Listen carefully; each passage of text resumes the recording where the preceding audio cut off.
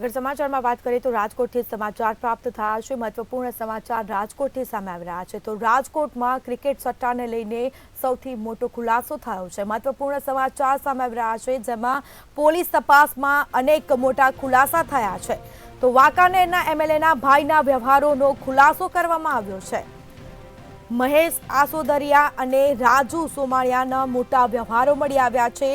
ત્રિપુટીને બચાવવા રાજનેતાઓના ધમપછાડા શરૂ થયા છે।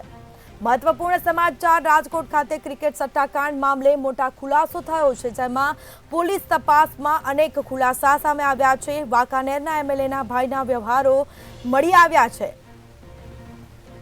તો મહેશ આસોદરિયા અને રાજુ સોમાળિયાના મોટા વ્યવહારો મળી આવ્યા છે, જેમાં ત્રિપુટીને બચાવવા રાજનેતાઓના ધમપછાડા હવે શરૂ થયા છે। તો આ અંગે હજી પણ તપાસ યથાવત જોવા મળી છે। વધુ તપાસ હાથ ધરાઈ છે। તો રાજકોટમાં ક્રિકેટ સટ્ટાકાંડ મામલે મોટા ખુલાસા થયા છે।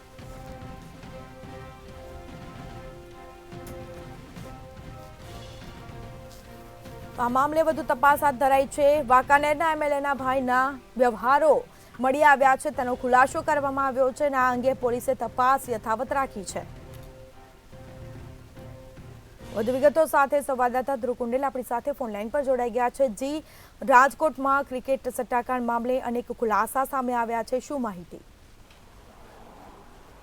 ચોક્કસથી વાત કરીએ તો રાજકોટમાં જે ક્રિકેટ કાંડ જે સટ્ટો કાંડ જે થયો હતો તેમાં એક બાદ એક અત્યારે નવા ખુલાસાઓ થઈ રહ્યા છે। ત્યારે પોલીસ તપાસમાં સટ્ટાની આઈડીમાં રાજકોટ લોધિકા સંઘના ડાયરેક્ટર રહી ચૂકેલા અને વાંકાનેરના ધારાસભ્યના ભાઈ ક્યાંક જંગી વ્યવહાર કર્યો એ પ્રકારનો ખુલાસો ક્યાંક થઈ રહ્યો છે। બે આઈડીમાંથી મળેલી 24 કરોડની બેલેન્સમાંથી મહેશ આસોદરિયા અને રાજુ સોમાણીના મોટા વ્યવહારો પણ ક્યાંક ખુલ્યા છે। તેજસ રાજદેવ અને અન્ય જે ત્રિપુટી છે તેમને બચાવવા માટે ક્યાંક રાજનેતાઓ અત્યારે ધમપછાડિયા કરી રહ્યા છે। આ પણ એક કહી શકાય કે અંગત સૂત્રમાંથી જાણવા મળી રહ્યું છે। રાજકોટમાં જે ક્રિકેટ સટ્ટાકાંડનો જે આંકડો છે તે 25 કરોડને પાર છે। ખૂબ જ મોટા કહી શકાય કે નાતાઓ ક્યાંક આ સટ્ટાકાંડમાં જોડાયેલા હોઈ શકે એ પ્રકારના ક્યાંક હાલ વિગતો બહાર આવી રહી છે।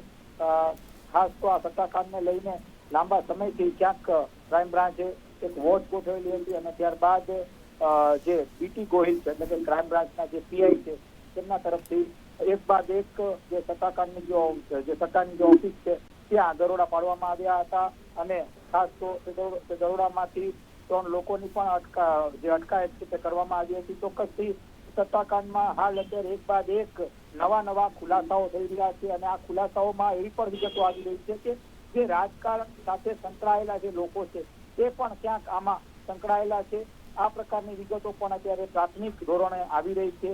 ત્યારે આ જે સટ્ટાકાંડનો જે આંકડો છે તે અત્યારે 25 કરોડ ને પાર ક્યાંક દેખાઈ રહ્યો છે। અલગ આઈડી માંથી ક્યાંક અલગ બેલેન્સ ક્યાંક આમાં આવતી હોય છે અને ત્યારબાદ આ સટ્ટા રમાતા હોય છે। આ પ્રકારની વિગતો પોલીસને મળી છે। હજુ પણ કેટલાક જે દસ્તાવેજો છે તે ક્યાંક પોલીસ તપાસ અંતર્ગત છે। હાલ અત્યારે પોલીસ એ દસ્તાવેજને ઝીણવટથી તપાસ કરી રહી છે। આમાં કોઈ ચૂક ન રહી જાય એ પ્રકારની હાલ તપાસ ક્યાંક થઈ રહી છે। ચોક્કસથી જે મોટા માથાઓ છે તે ક્યાંક હાલ અત્યારે ધમપછાડિયા કરી રહ્યા છે। આ સટ્ટાકાંડ ને જે સંકેલવા માટે ક્યાંક હાલ પ્રયાસો થઈ રહ્યા છે। જી, તમામ જાણકારી આપવા બદલ આપનો આભાર। તો રાજકોટ ક્રિકેટ સટ્ટાકાંડ મામલે હાલ ખુલાસો થયો છે, પોલીસે આ મામલે તપાસ યથાવત રાખી છે।